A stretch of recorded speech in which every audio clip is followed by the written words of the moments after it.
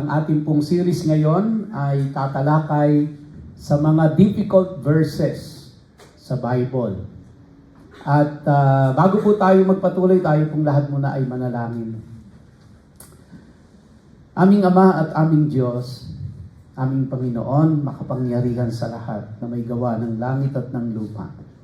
Sama-sama po kami na sa mga oras na ito ay buong puso at buong pagpapakumbaba na kami ay lumalapit sa iyo at hinihiling po namin na lahat kami ay bigyan mo ng kaliwanagan sa aming mga isipan upang aming maintindihan ang iyong mga salita. Bigyan mo po kami ng karunungan na umintindi upang ito po ay aming maisabuhay. Maraming salamat po, O Diyos, na ikaw ay matyagang nagtuturo sa amin, kami ginagabayan at tinutulungan sa pag-aaral namin ng iyong salita. Nais po namin lahat na kami matuto at sa umagang ito, hiling po namin, Lord, inoris mo kami ng iyong mga salita. At nawa, Panginoon, ay lumabas kami at umuwi sa pagkatapos ng gawain ito na maliwanag sa aming mga isipan ang aming mga pinag-aralan. Ama, sa iyo po ang lahat ng papuri, pagsamba at pagdakila sa pangalan ni Yeshua. Amen and Amen. So, pisahan po natin sa 2 Corinthians 5 verses 1 to 9. One time po ako ay nanonood ng minadaanan lang ako sa sa FB at Q&A, no? Ito ang tinatanong po ay si John MacArthur. At ang tanong po kay John MacArthur, may kasama po kasing naka-wheelchair na babae na seemingly matanda na siya at tinanong nung kasama na kapag namatay ay saan mapupunta. So straight away, sinagot ito ni John MacArthur, quoting these verses po. In particular, yung 2 Corinthians 5 verse 8. At to be absent in the body is to be present with the Lord. And he said na diretso sa langit, no? Makakasama niya ang Diyos sa langit. At ang katawan niya ay babalik sa alabo. So, si John MacArthur po ay so ang stand niya ay yung spirito babalik sa Diyos with consciousness. At ang katawang lupa babalik sa alabo. So, yun po yung stand ni John MacArthur. Of course, I highly respect John MacArthur. Ang dami ko pong libro ni John MacArthur. Pati po mga study Bible niya, bumili ko niyan. Nakikinig ako sa kanya, nagbabasa ako. At maaari pong tama si John MacArthur at maaaring ako po ang mali. Or maaaring ako ang tama, si John MacArthur ang mali. So kaya tingnan ho natin sa talata sa Biblia kung ano ang magiging iwanan ko po sa inyo ang pagpapasya, no? So hindi ko po sinasabing mali si John MacArthur, dahil alam ko maraming followers dito si John MacArthur. Hindi ko po sinasabing mali siya at sinasabi kong ako ay tama, o sinasabi kong ako ang mali, siya ang tama, or vice versa.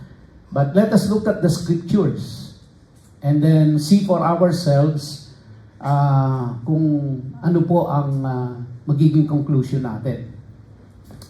In 2 Corinthians chapter 5 verses 1 to 9, it says, "For we know that if the tent that is our earthly home is destroyed." So pag sinabi pong tent dito, itong katawan lupa natin.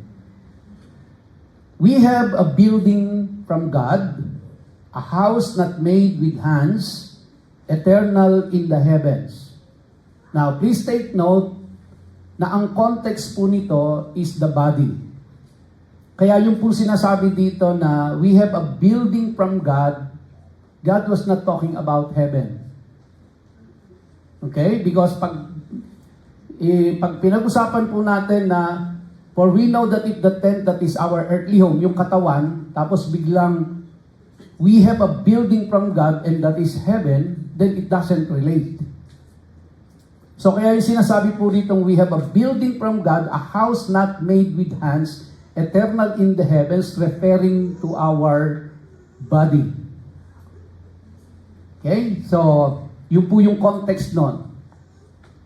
For in this tent, as you can see, ang continuation ng discussion is still about the body. Itong tao. No? It's not the building in heaven na iniisip natin. For in this tent we groan, longing to put on our heavenly dwelling. If indeed by putting it on, we may not be found naked. For while we are still in this tent, in this body, we groan, being burdened, not that we would be unclothed, but that we would be further clothed, so that what is mortal may be swallowed up by life. Take note of that emphasis po, swallowed. He who has prepared us for this very thing is God, who has given us the Spirit as a guarantee. So we are always of good courage. We know that while we are at home in the body, we are away from the Lord. For we walk by faith, not by sight. Yes, we are of good courage, and we would rather be away from the body and at home with the Lord. So yun po yung sinasabi kong kinote ni John MacArthur to answer the question kung pag namatay ang tao, pupunta siya ba sa langit, diretso, no? At yung katawang lupa ay babalik sa alabok. And then sabi niya, we are of good courage and we would rather be away from the body and at home with the Lord. So ang stand is, the moment na namatay ka, you go back to God with consciousness that you are in heaven, and then balik yung katawan lupa mo sa alabok. So whether we are at home or away, we make it our aim to please Him. Now remember, this is 2 Corinthians. Meron pa ho tayong 1 Corinthians. And ito po ay in-address sa isang congregation. And so we have to get the context nitong 2 Corinthians, which is actually in the 1 Corinthians. We cannot separate the two, yung 1 Corinthians at 2 Corinthians. Alright? So, our earthly home, sabi doon sa verse 1, no, our earthly home, which is our physical body, will be swallowed up by life, which is in verse 4, at the resurrection. At the resurrection. So, yan po ay nandoon sa 1 Corinthians chapter 15, verses 50 to 54. Para makuha natin yung right context ng 2 Corinthians chapter 5 verse 8, we have to go back to 1 Corinthians chapter 15 verse 50 to 54. At from that context po ay doon natin i-interpret yung verse 8 ng 2 Corinthians, no? Chapter 5. So let's look at 1 Corinthians chapter 15. Verse 50. Sabi po ni Paul dito, I tell you this, brothers, flesh and blood cannot inherit the kingdom of God, nor does the perishable inherit the imperishable. Behold, I tell you a mystery. We shall not all sleep. Sabihin, hindi lahat tayo mamamatay. But we shall all be changed. Now, referring po dito ni Paul, meron po kasing mamamatay, physically, meron pong ira-rapture, hindi makakaranas ng kamatayan. Yun po ay mangyayari sa pagbalik ng Panginoong Jesucristo, not the second coming, during the rapture of the church. During the rapture of the church, siyempre po may mga namatay na at may mga buhay pa. Once na nag-rapture, yung mga patay ay bubuhayin muli. Yung po yung tinutukoy dito na natutulog. Ang description sa kanila ay natutulog. Gigisingin po sila, and then pagkatapos po nun, yung mga buhay, ira-rapture sila. Hindi sila makakaranas ng kamatayan. And they will be immediately changed. Yung pong physical body nila, mababago po yon immediately. In a twinkling of an eye, mababago po yon. No? Kaya sabi niya, but we shall all be changed. Meaning, yung mga namatay, na binuhay na magmuli, at yung mga buhay na ira-rapture will all be changed. Okay? So, yan po yung context niyan. Yan po yung context niyan. So, ibig sabihin, meron pong mga namatay na bubuhayin muli. Kaya nga po, ang tanong, kung sila ay namatay at buhay na nasa langit, sino pa yung bubuhayin muli? Sino po yung sinasabing natutulog na bubuhayin pang muli? Kung buhay ka na nasa langit ka, sino pa yung babaguhin? Kung nandun ka na sa langit at ikaw ay bago na. It doesn't make sense. Kaya, sabi niya, flesh and blood cannot inherit the kingdom of God, nor does the perishable inherit the imperishable. Behold, I tell you a mystery. We shall not all sleep, but we shall all be changed. In a moment, in the twinkling of an eye, at the last trumpet. Kailan po yung last trumpet? The last trumpet will sound in the second coming of Jesus Christ. So, kailan bubuhayin muli ang mga patay? In the last, sabi po dyan, at the last trumpet.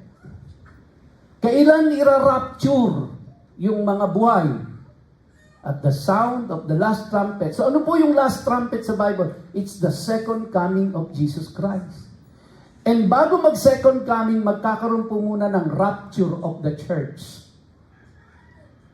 Yun yung unang-unang mangyayari. Magkakaroon ng rapture of the church. Si Jesus Christ po, bababa, but He will be in the clouds. And then dun niya sasalubungin yung mga mananampalataya na buhay na ni-rapture niya at saka yung mga namatay na binuhay niyang magmuli. He will meet them in the clouds, but that is not the second coming. After the rapture of the church, meron pa un period dyan, bago babalik muli ang Panginoon, yun yung time na tutungtong na siya sa lupa. Sa Mount of Olives. Okay? So kaya yung rapture of the church is a separate and different event from the second coming. Sa rapture of the church, doon po mangyayari, uulitin ko ito, no? Doon mangyayari yung bubuhayin ang mga patay at ira-rapture yung mga buhay. So sabi niya, for the trumpet will sound and the dead will be raised imperishable. No? And we shall be changed.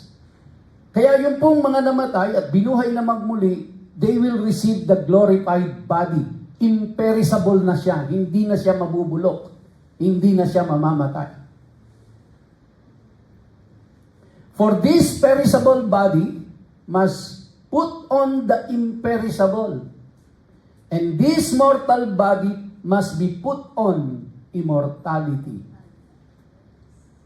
When the perishable puts on the imperishable, meaning ito pong katawang lupa natin na nabubulok, ay papalitan na ng hindi nabubulok, and the mortal puts on immortality. Ibig sabihin, hindi ka na mamamatay ulit.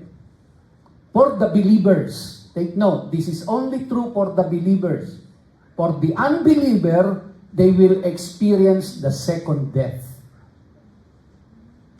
Okay? Then shall come to pass the saying that is written, death is swallowed up in victory. Which means, napagtagumpayan ang kamatayan. So, in 2 Corinthians 5:8, sabi po doon, while we would rather be away from the body and at home with the Lord, we cannot be with the Lord until we receive our immortal bodies at the resurrection. Yan po, medyo ako'y naiiwan. Magkaiba ho kasi pindot nito. No? So, we cannot be with the Lord until we receive our immortal bodies at the resurrection. So, pag kinuha mo natin yung context ng 2 Corinthians 5:8, kukunin ho natin yung sa 1 Corinthians, no? Sa 1 Corinthians po, verse 15, at, o chapter 15, verse 50, na tayo po ay hindi diretsyong pupunta sa langit pag namatay. Ulitin ko po yan. No? Based on the scriptures as I know it, pag namatay ang tao, hihiwalay ang espiritu babalik sa Diyos, ang katawang lupa babalik sa alabok. Then darating yung time, bago mag-second coming at the rapture of the church, bababa si Jesus, siya ay nasa clouds, bubuhayin ang mga patay, no? Mananampalataya at hindi mananampalataya muna, bubuhayin yung mga mananampalataya, and they will be changed. Sasalubungin ni Jesus yon sa langit, sa clouds, and then yung mga buhay, ira-rapture sila, and they will be changed also, and they will go up in the air. Okay? At ipagsasama sila ng Panginoon. And then, babalik ang Panginoon dito sa lupa, kasama itong mga ni-rapture niya, to rule and reign dito po sa earth for 1,000 years. Sa madaling salita po, yung context ni Paul dito, na sinabi niyang, I would rather be away from the body and at home with the Lord, that is something future. Ang context po nun, ulitin ko, nasa 1 Corinthians. Kaya kapag ininterpret natin siya, hindi dapat magkaroon ng ng contradiction No? Kininterpret natin siya dun sa context ni Paul na yon, yung pong 2 Corinthians chapter 5 verse 8, hindi po ibig sabihin pag namatay ka, yung spirito mo conscious at diretso sa langit. Kasi pag ganun po ang inisip natin, then mamamali ngayon yung 1 Corinthians chapter 15. Hindi magmamatch. Di ba? Nasundan niyo ako? Hindi magmamatch. Sa 1 Corinthians chapter 15, sinasabi ni Paul na merong gigisingin. Merong babaguhin ng Diyos. At may mga ira-rapture. Sa 2 Corinthians, pag ininterpret natin na diretso, then hindi po tumutugma doon sa 1 Corinthians. Nakuha niyo po, mga kapatid? Okay, so, kaya po, sa resurrection of the just, yung mga believers po, from mortal body which has sin nature, ito po ay papalitan ng Diyos into an immortal body and it is holy. Yun po yung mangyayari doon. So, Paul is saying that while we live in this earthly body, this tent or dwelling that will eventually be destroyed, that we are not yet with Yeshua. So, in the sleep of death, there is no comprehension of the passage of time. The next moment of consciousness for Paul after his death would be at his resurrection, when Yeshua returns for the faithful. Kaya, katulad nung binanggit ko na nung nakaraan, si Moses namatay, si Moses walang consciousness na po na libu-libong taon na ang nakalipas. Pag siya'y binuhay na magmuli as if kahapon lang nangyari yun, kumbaga yung kanyang kamatayan. Hindi, wala ng consciousness si Moses na libong taon na ang lumipas. Just like what I have example also before, si Jose Rizal, almost 200 years nang patay. Pag binuhay na magmuli si Jose Rizal, wala siyang consciousness na 200 plus years na siyang patay or 100 plus years na siyang patay. Yung mga namatay nating mga mahal sa buhay, no? Tatay ko namatay in 1991. Pagdating ng resurrection, pag binuhay siyang muli ng Panginoon, wala siyang consciousness na 30 plus years na ang lumipas. So yun po yung sinasabi natin dito na the next moment of consciousness for Paul after his death would be at his resurrection. Doon na ulit siya magkakaroon ng consciousness at his resurrection. Now, punta ho tayo sa 1 Thessalonians chapter 5, verses 9 to 10. For God has not destined us for wrath, but to obtain salvation through our Lord Jesus Christ, who died for us, so that whether we are awake or asleep, we might live with Him. How do we explain yung 1 Thessalonians na yan? The only way to use this text, kasi ito rin yung isa sa mga text na ginagamit to support yung stand na pag namatay ka, sa langit ang punta mo at conscious nga. But the only way to use this text to support the conscious spirit theory is to ignore its context. Mga kapatid, tandaan niyo po ito. Whenever you interpret a scripture, you have to interpret it based on its text.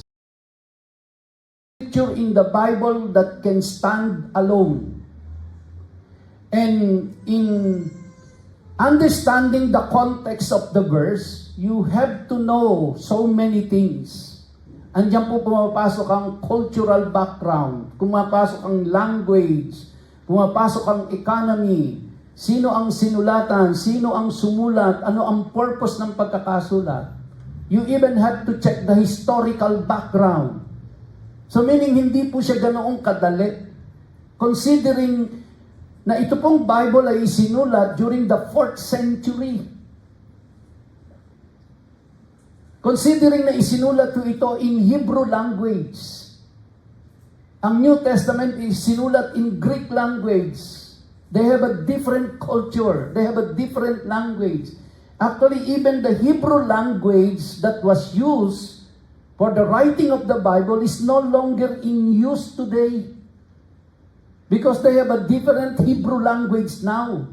Hindi na katulad ng Hebrew language na ginamit ni Moses. Kaya, in the interpretation of the scripture, you have to understand all of this to get the right context of it. And knowing the right context will lead you to the right interpretation of the scripture. Kaya mahalaga po yung context na siya'y iniintindi. Kaya kapag hindi ho natin kinuha yung tamang context ng 1 Thessalonians 5:9 to 10, then we will interpret it na kapag namatay ka, diretso sa langit. So only a few short verses earlier, Paul is speaking about the awakening of the dead from sleep at the resurrection. You can go back po.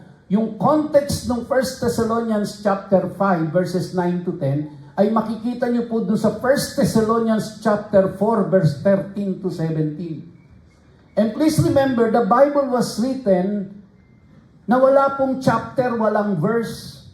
It is a continuous letter.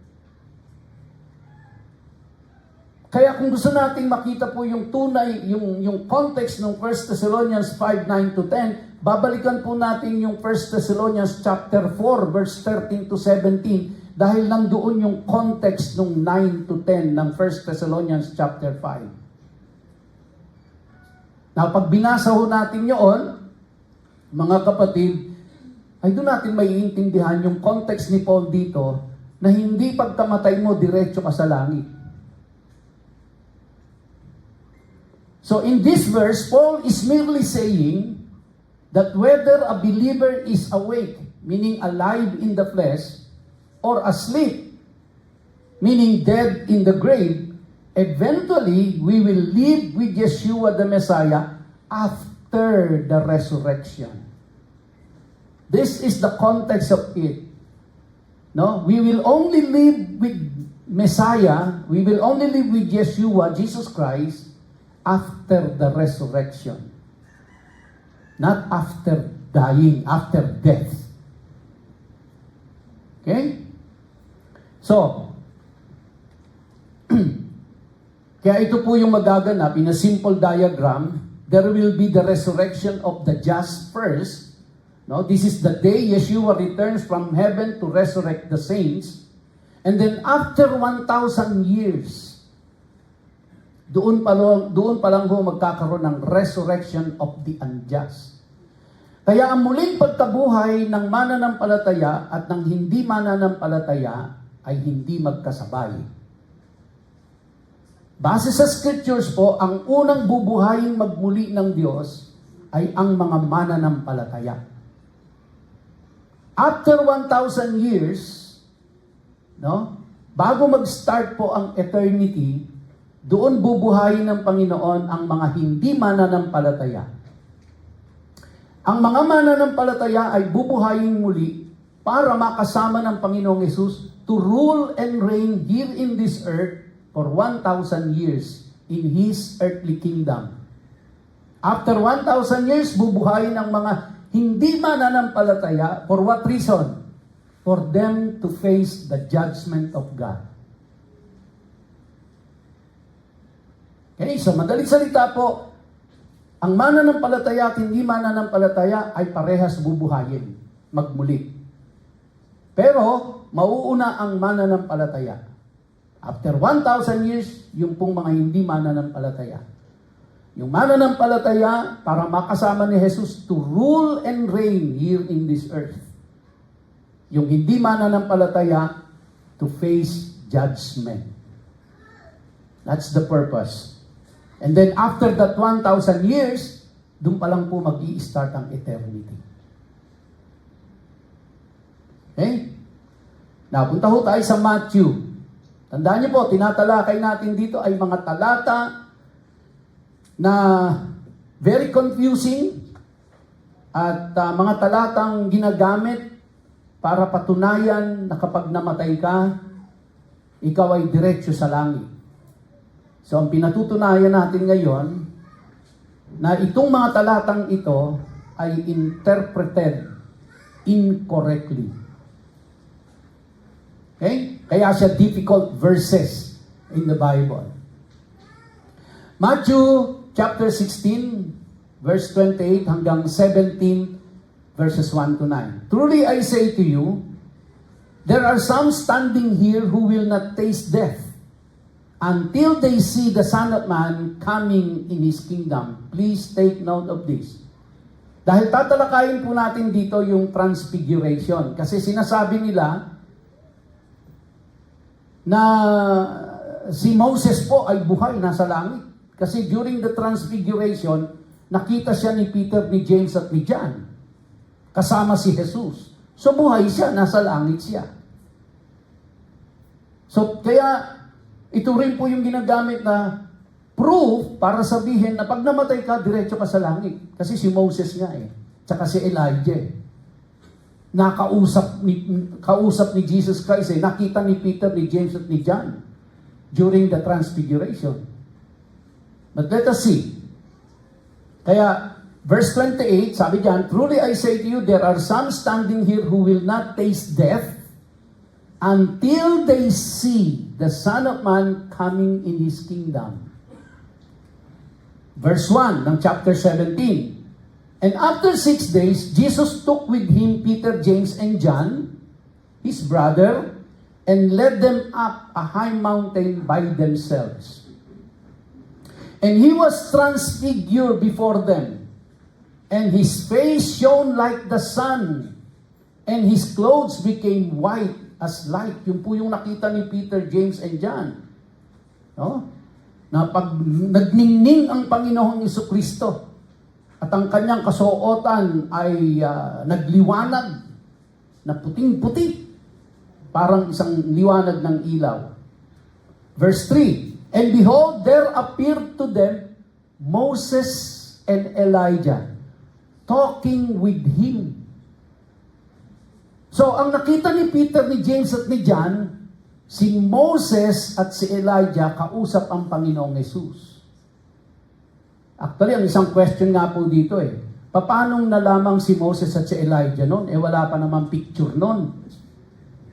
Matagal nang patay si Moses at si Elijah nung magano si Peter.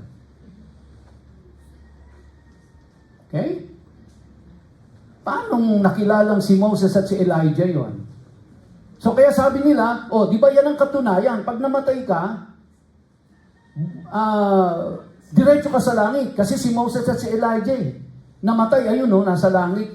Kasama nakipag-usap kay Jesus Let's see. Verse 4, "And Peter said to Jesus, Lord, it is good that we are here.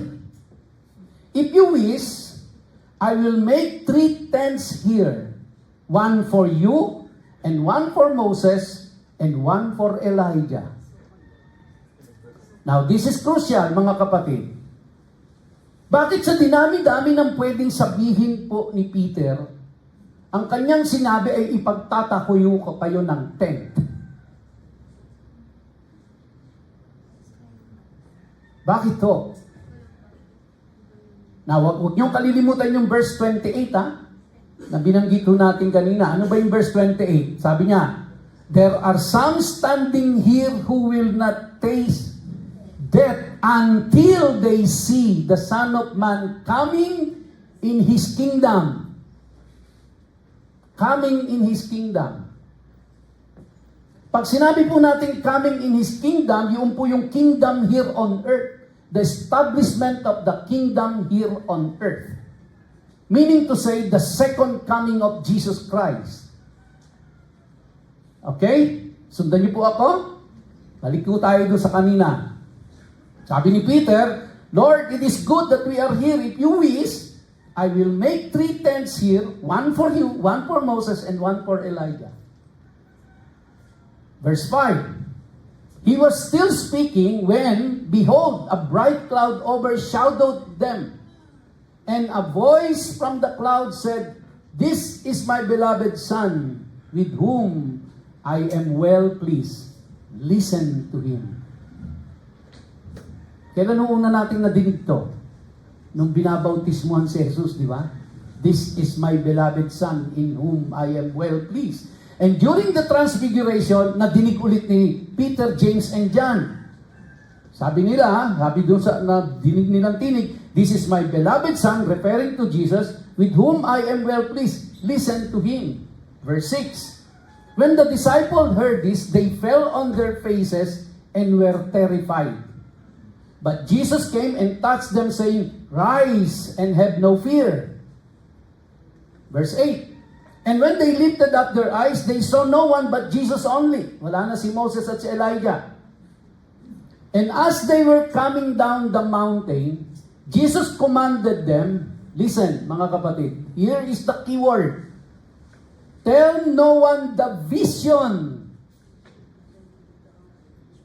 until the Son of Man is raised from the dead." Anong sabi ni Jesus Christ doon sa tatlo? Tell no one the what? The vision. So what they saw was not the real Moses and Elijah. What they saw was vision. Now, alamin natin kung ano ibig sabihin ng vision. Sa Hebrew word or sa Greek language. Unang-una po, a problem with the conscious spirit theory.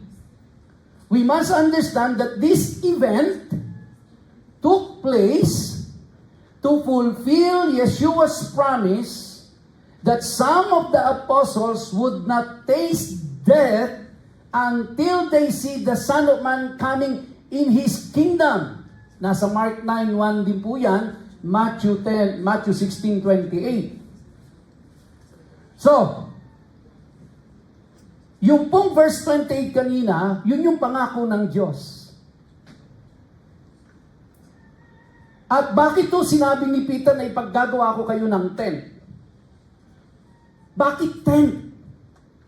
Kasi po, mga kapatid, sa kaisipan ng mga Hudyo at sa scriptures po, they believe the second coming will happen during the Sukkot festival. Kaya yun ang utak ni Peter, ipagtatayo kita ng tent kayong tatlo. Because ang utak ni Peter po, second coming, the coming of the kingdom of God. Kaya yung sinabi ng Panginoon na meron sa inyo na hindi mamamatay hanggat hindi nakikita ang kingdom of God. So kaya nung nagkaroon ng transfiguration, ang utak po ni Peter dyan, kaya siya nagsabi na magtatayo siya ng tent, ang utak niya is the kingdom of God is coming already. That was the context of it. Kaya sabi ni Jesus Christ, wala muna kayong sasabihan ng vision na nakita ninyo. Hindi real thing, sa madalit salita. Kung vision yun, it's not a real thing. Kaya hindi po totoong buhay si Moses at si Elijah na nakita ni Peter, ni James at ni John. Ang nakita nila ay vision. Now, intindihin din natin. Mamaya pupunta ako doon. So, it has been nearly 2,000 years since Yeshua walked the earth as a man. And the kingdom of God still has not come in power. It will not come in power until the Messiah returns from heaven to rule the nations with a rod of iron. So how could any of the 12 apostles see that event before they died? It is through the transfiguration. Kaya si Peter, si James at si John, nakita na nila the coming of the kingdom of God in the transfiguration when they saw Moses and Elijah. So the key to properly understand, this passage is to realize that what Peter, James, and John saw was a supernatural vision of the future, not a present reality. So, sabi ko kanina, intindihin natin kung ano ibig sabihin ng vision. Ang vision po, in the Greek language, siya po ay horama. Ano ibig sabihin ng orama? Sang-ayon po kay Freebird's Analytical Lexicon of the Greek New Testament,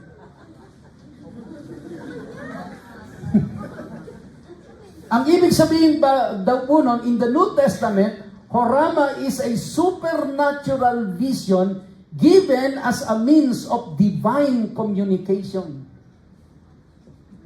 Yun po ibig sabihin ng vision. It is a divine communication na ginamit ng Diyos para ma-communicate ang message sa kanila through that vision. So it's not a real Moses and Elijah ang nakita nila doon. It's a vision. Ano pa po?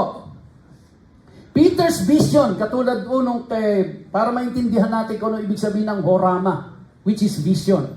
Peter's vision of the great ship filled with all kinds of four-footed animals of the earth, wild beasts, creeping things, and birds of the air. In Acts chapter 10, verses 9 to 17, di ba ho? May binabang ship sa harapan ni Peter, nakita niya, may mga iba't ibang animals. Totoo bang animals yun nakita niya?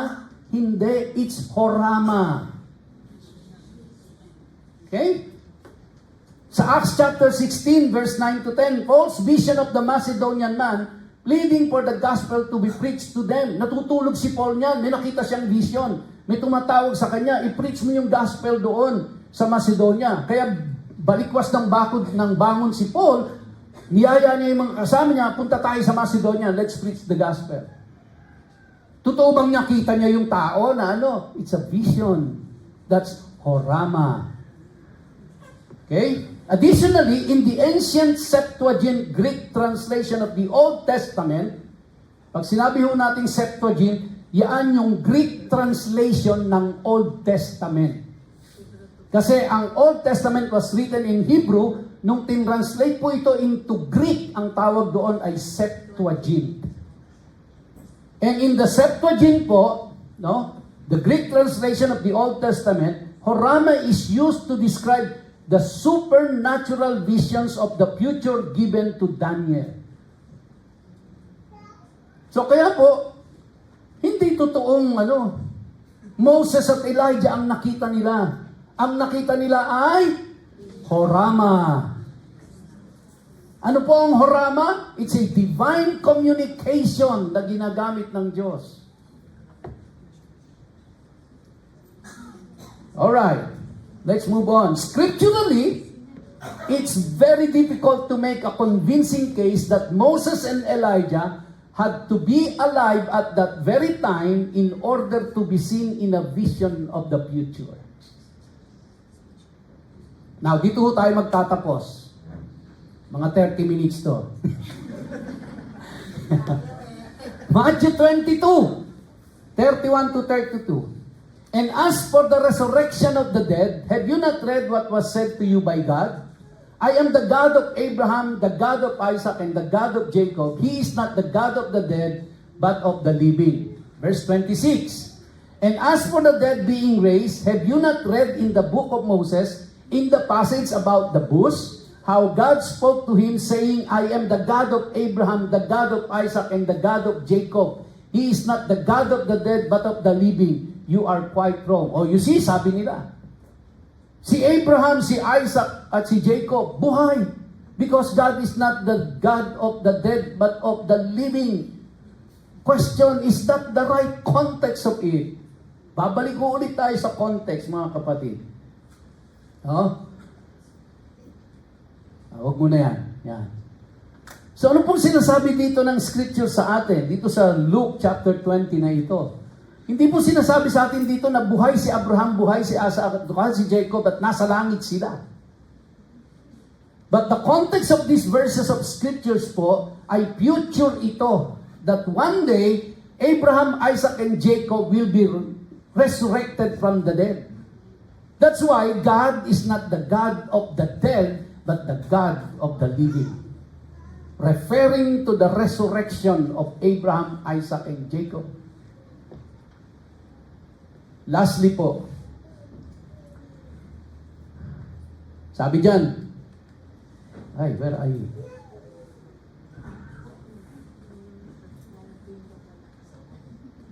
Yan po, Hebrews 11:13. These are all died in faith, including Abraham, Isaac, and Jacob, not having received the things promised. Ano po yung hindi na-receive ni Abraham, ni Isaac, ni Jacob na pinangako ng Diyos? The resurrection.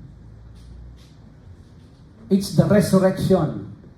But having seen them and greeted them from afar, and having acknowledged that they were strangers and exiles on the earth. When he opened the fifth seal, Revelation chapter 6, verse 9 to 11. Ito pa po yung isang scriptures na ginagamit. When he opened the fifth seal, I saw under the altar the souls of those who had been slain for the word of God and for the witness they had borne. Nung buksan daw po yung ika-fifth seal sa Revelation, nakita nila yung mga souls under the altar. Oh, ibig sabihin, pag namatay ka, nasa langit ka kasi nakita sa altar, sa ilalim ng altar. Di ba? Pero, ika-fifth seal na ho itong binuksan. Pag binasa niyo po ang Revelation, merong 4 na seal na nauna. Ano po yung 4 na seal na nauna? Yung po yung mga horsemen. Yung mga nakasakay sa itim na kabayo, sa pulang kabayo, sa gray na kabayo. And all of them presented allegorically. Symbolic po yun. Hindi siya real. Ngayon, kung yung 4 na seal na binuksan ay puro symbolic, bakit ngayon iisipin natin yung panglima ay hindi symbolic? So, ibig sabihin po, itong panglima na ito, symbolic din ito. Hindi totoong nasa ilalim sila ng altar at nakita sa langit at nananalangin. It is symbolic.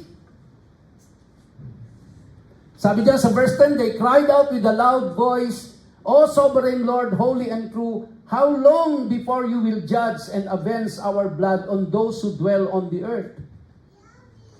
Verse 11, then they were each given a white robe and told to rest a little longer until the number of their fellow servants and their brothers should be complete, who were to be killed as they themselves had been.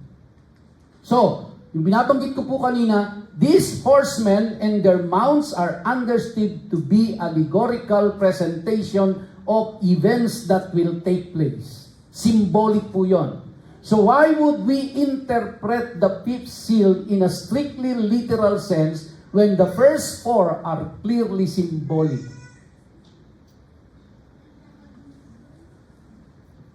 So, Revelation chapter 6, 9 to 11 explain. The altar is the place where sacrifices are presented. Remember, they are symbolically under the altar. Its appearance here is representative of those martyrs who sacrificed their lives in the service of God. So the question asked by these souls is used to symbolically introduce the final great martyrdom of believers at the end of this age. So in summary po, yung pong sinasabi nila, pag namatay ka, ayan mga namatay, nasa ilalim ng altar, nasa langit sila. It's symbolic. It is a symbol. It is symbolically presented po sa atin sa scriptures. Now, pahintulutan niyo po ako, tapusin ko ito, ha? Kasi, isa rin po ito sa ginagamit. Di ba yung kay Samuel?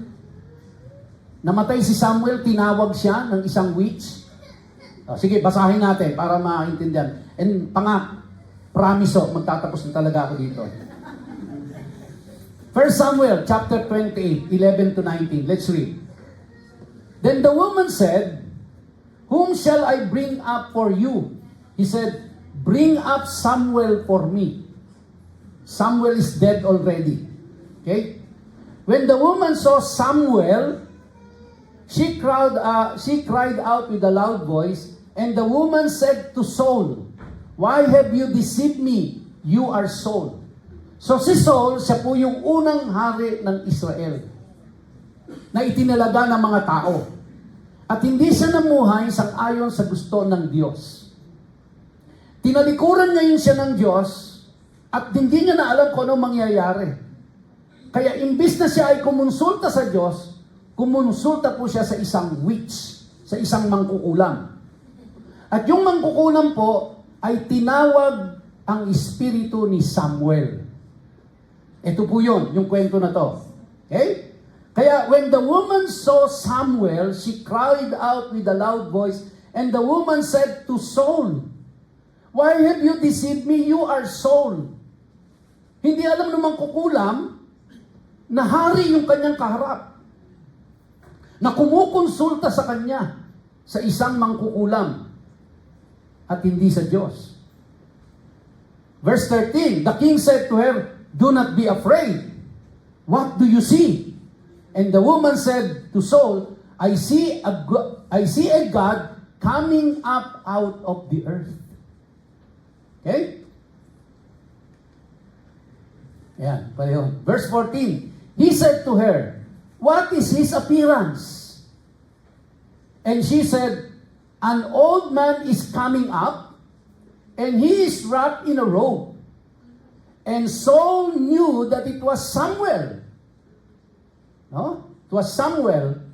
And he bowed with his face to the ground and paid homage. Now, take note, mga kapatid, hindi nakikita ni Saul. Ang sinasabi lang, dinidescribe nung witch kay Saul kung ano yung nakikita niya. Pero hindi nakikita ni Saul kung ano yung nakikita nung witch, nung mangkukulam. Okay? Then Samuel said to Saul, take note, sabi po ni Samuel kay Saul, Why have you disturbed me by bringing me up? Question, Kung si Samuel ay namatay at nasa langit na, bakit ganito ang kanyang tanong?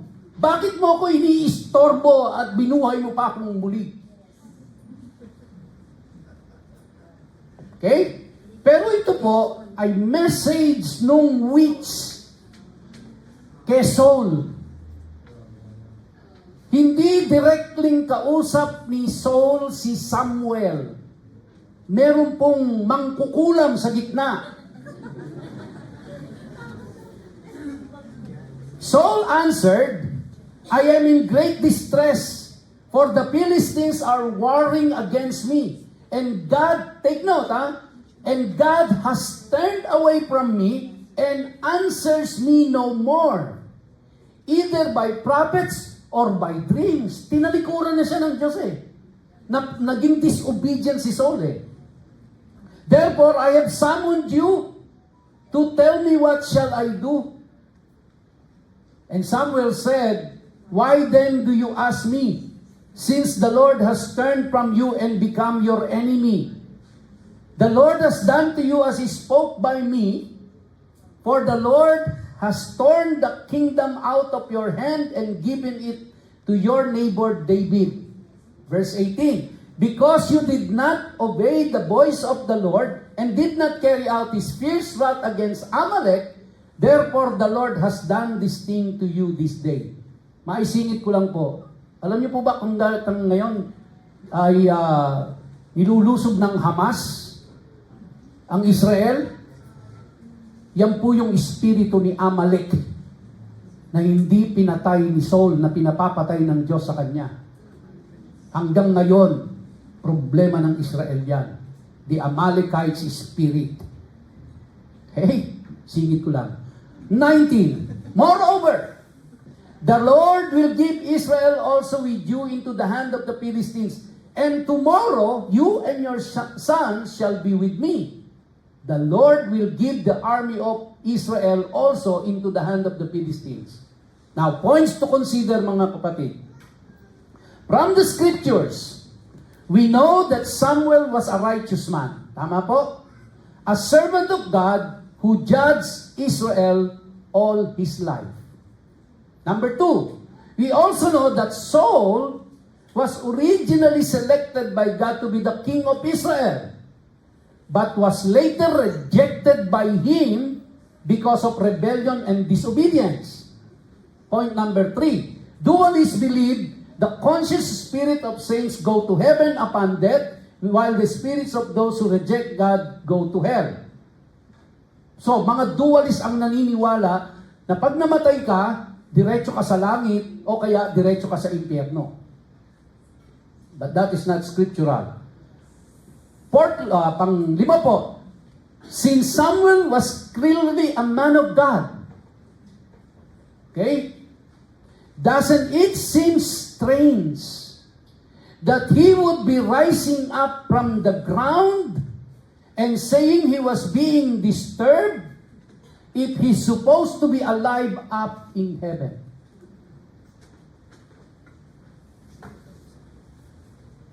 He's a righteous man.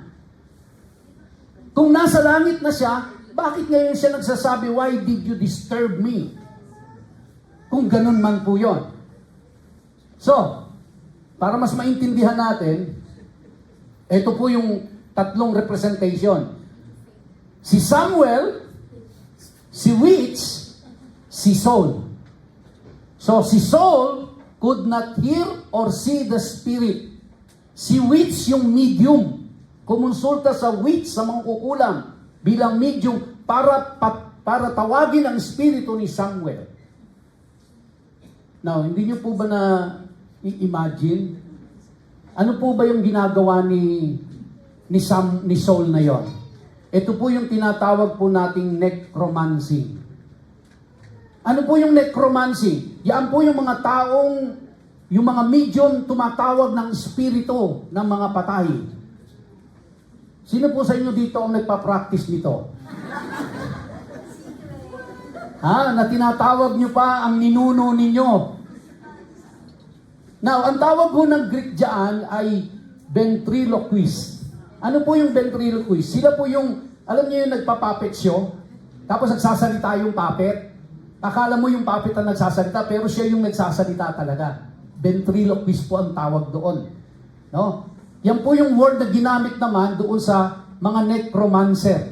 Sila po yung tumatawag ng ibang espiritu, tapos yung espiritu, kunyari, yung espiritu ang nagsasalita, pero siya yon. Yung mangkukulam. No? Yan po yan. So, some may find all of this quite disturbing and perhaps a good example of why God condemns mediums. Pag binasa po natin ang Leviticus 20, ang Deuteronomy 18, kinokondemn ng Diyos ang necromancy. Hindi po pinahihintulot ng Diyos ang pakikipag-usap sa namatay. Dahil hindi naman talaga yung lolo mo ang kinakausap mo. Pag tinawagan mo siya, ang kinakausap mo doon ay masamang espiritu. Kaya tigilan na po natin ang paglalaro ng spirit of the glass.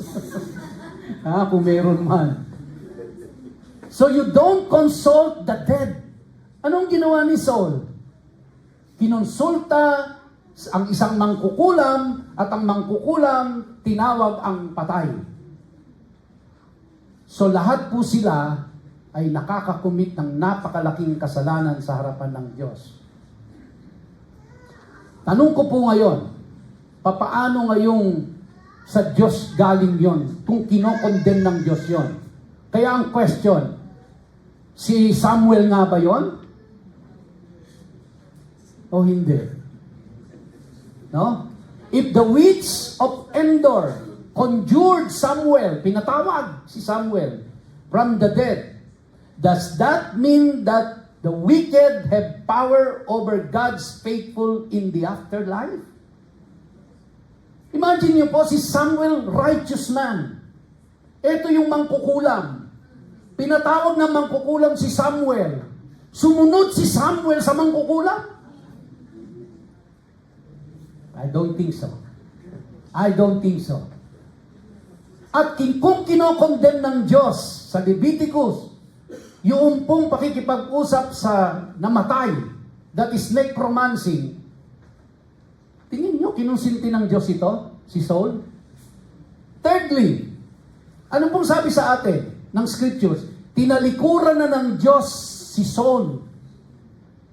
Kung ang Diyos na ayaw na makipag-usap kay Saul, papaanong papayagan ng Diyos ang isang mangkukulam, ipatawag si Samuel at kausapin si Saul? Not happen. Kaya wag po natin gamitin proof ito na kapag namatay ka, no, sa langit ang punta mo. So are we to believe that Yahweh used Samuel in a highly forbidden practice to then talk to Saul when Yahweh refused to answer Saul through proper channels? So, and when Saul inquired of the Lord did not answer him, either by dreams or by Urim or by prophets. Question, why would God break His silence through an act of necromancy which is expressly forbidden in the Torah? So God will be violating Himself pag ginawa niya yon. So would it not be more likely that this appearance of Samuel was really a lying spirit relaying information that was already known? Kaya wag ko kayo maniniwala dun sa mga no? Nanguhula, baka kayo po'y pumupunta pa dun sa Quiapo at bumibili pa kayo ng mga at tapos, hindi na sa Quiapo, sa Baclaran na, kasi mas malapit. No?